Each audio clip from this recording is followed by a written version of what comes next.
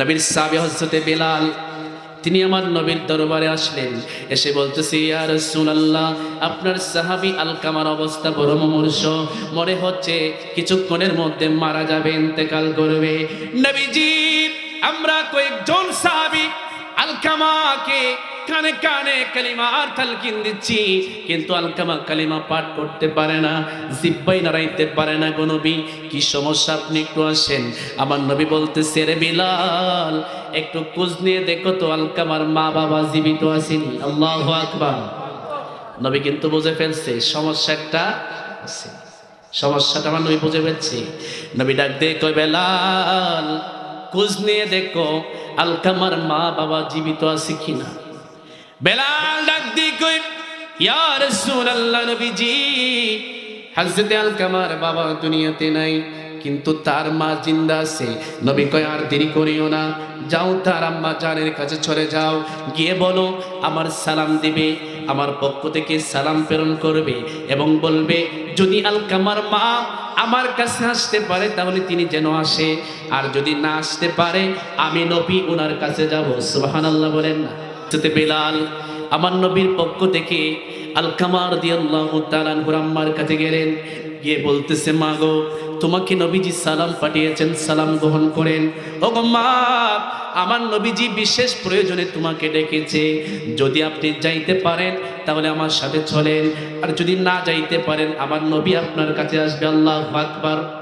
এই কথা শুনে আলকামার আম্মা ডাক দিয়ে কয়, না, আমার দয়াল নবীজির কাছে আমি যাব।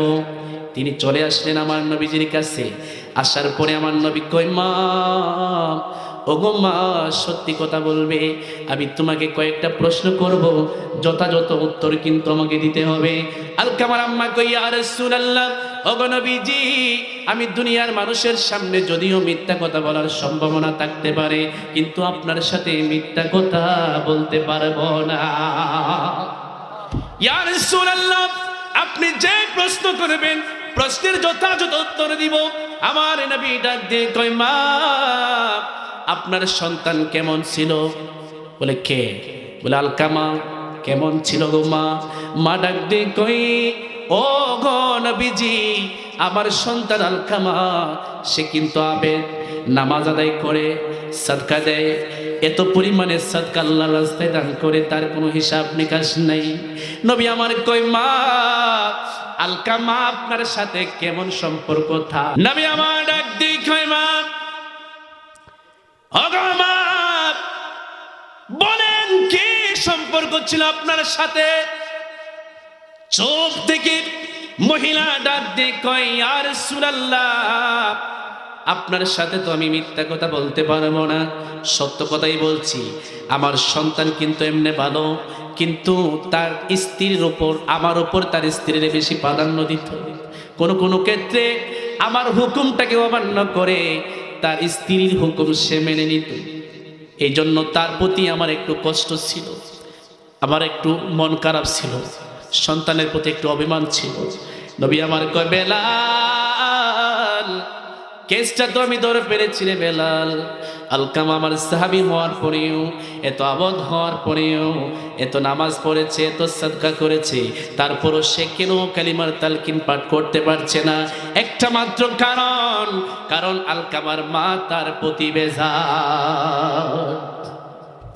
নবী কয়, বিলাল, যাও শুকনা লাকড়ি নিয়ে আসো আর আগুনের ব্যবস্থা করো। বলে, কি করবেন? বলে, আনো। আনার ব্যবস্থা করা হলো। ব্যবস্থা করার পরে নবীজি হুকুম দিলেন, এর বেলাল, আলকামাকে নিয়ে আগুনের মধ্যে ছেড়ে দাও, আগুনের মধ্যে তাকে দগ্ধ করো। এই কথা শোনার পরে মা লাফ দিয়ে দাঁড়াইছে। আল্লাহু আকবার বলেন। মা কিন্তু এমন মায়া রে, সন্তানের প্রতি মায়ের এমন মায়া, এমন দয়া। আমার আল্লাহ তাআলা কালামে পাখির মধ্যে বলেন, এরে মানুষ, আজকে তুমি বড় হয়েছ, বয়স হয়েছে, আজকে তুমি নিজে নিজেই হাঁটতে পারো, চলতে পারো, খাইতে পারো, কথা বলতে পারো, এই জন্য তুমি মারে বলে গেছো, শোনো, তুমি একটা সময় পার করে এসেছো যখন তুমি কিছুই জানতে না। আল্লাহ তাআলা কয় ওয়াল্লাহু আখরাজাকুম মিন বুতুনি উম্মাহাতিকুম লা তা'লামুনা শাইয়া। আল্লাহু আকবার, কি বলবেন না? আমার আল্লাহ তাআলা কয় তোমরা তোমাদের মায়ের গর্ভ থেকে যখন ভূমিষ্ঠ হয়েছো তখন তোমরা কিছুই চিনতে না, কিছুই জানতে না। জানতাম না কিভাবে খাইতে হয় সেটাও জানতাম না, কিভাবে হাঁটতে হয় সেটাও জানতাম না, কিভাবে কথা বলতে হয় সেটাও জানতাম না। আল্লাহ কই যখন তুমি কিছুই জানতে না ওই সময়ে আমি তোমার মায়ের ভিতরে তোমার দিয়ে তো মহব্বত পয়দা করে দিয়েছি। তোমার যখন খাবারের প্রয়োজন হয়েছে তুমি মাকে ডাক দিতে হয় নাই, মা আমাকে একটু খাবার দাও। তোমার যখন পায়খানা করার প্রয়োজন পড়েছে মাকে বলতে হয় নাই, মারে আমি পায়খানা করব। তোমার যখন কোনো কিছুর প্রয়োজন হয়েছে তুমি শুধুমাত্র একটা চিৎকার দিয়েছো, আর তোমার চিৎকারটা শোনা মাত্রই তোমার মা যেখানে থাকুক না কেন তোমার চিৎকার শোনার সঙ্গে সঙ্গে তোমার কাছে কিনা বল।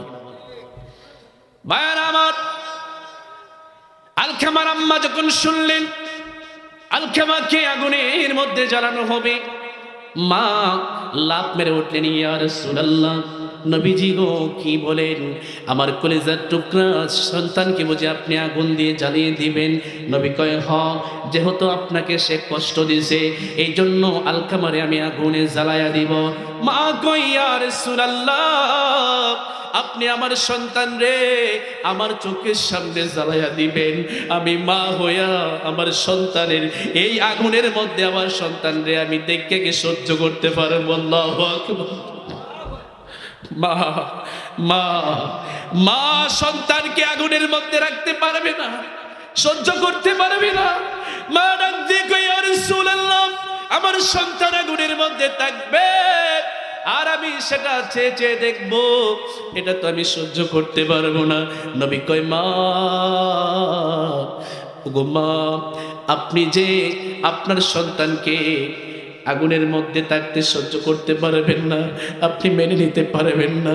ওগো মা, দুনিয়ার আগুন তো সামান্য আগুন।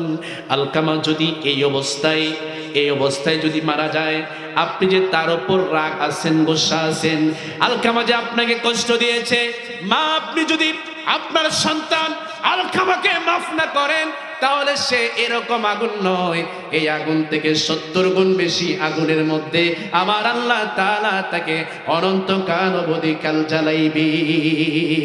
আল্লাহু আকবার। ওগো মা, আপনি বলেন আপনার সন্তান যদি অনন্তকাল অবধি কাল জাহান্নামের আগুনে জ্বলে আপনি সহ্য করতে পারবেন কিনা? মা কই না ইয়া রাসূলুল্লাহ, আমার সন্তান জাহান্নামের আগুনের মধ্যে জ্বলবে এটা তো আমি সহ্য করতে পারবো না। আমার নবী কয় তাহলে আপনার সন্তানকে আপনি মাফ করেন। যদি আপনার সন্তানকে মাফ করেন তাহলে সে দোজখে যাবে না, জান্নাতি হয়ে যাবে। নবীজির এই কথা শোনার পর আলকামার আম্মা কয় ইয়া রাসূলুল্লাহ, আপনাকে সাক্ষী রেখে আমি আল্লাহর দরবারে প্রার্থনা করছি, দোয়া করছি আমার সন্তানের জন্য, খোদার কসম আমার সন্তানকে আমি মাফ করে দিন। আল্লাহু আকবার। নবীজি বেলালকে ডাক দিলেন, বেলাল চলে যাও। বলে কোথায় যাব ইয়া রাসূলুল্লাহ? নবীজি কয় বেলাল তুমি চলে যাও আলকামার বাড়িতে, গিয়ে দেখো আলকামার কেমন অবস্থা। হযরতে বিলাল যখন আলকামার ঘরের মধ্যে গেলেন দেখতেছে অন্যান্য সাহাবায়ে কেরাম কালিমার তালকিন দিচ্ছে আর তিনি তালকিনগুলি পাঠ করছে, জিহ্বাও কাজ করতেছে, উনি ঘর ঘর করে কালিমা শরীফ পড়তেছে।